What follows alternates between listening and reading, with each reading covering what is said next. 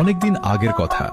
Kim নমজন নামে এক দয়ালু ব্যক্তি সোল শহরে বাস করত এবং তার স্ত্রী ছিল বিশ্ব সুন্দরী।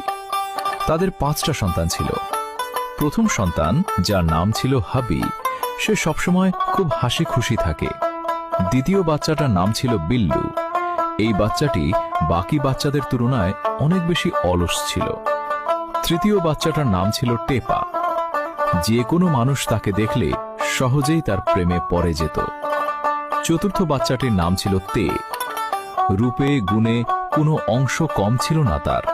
এবং পঞ্চম বাচ্চাটির নাম হল কুকি।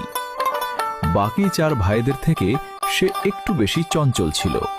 কোনো জায়গায় স্থির হয়ে বসে থাকতে পারে না।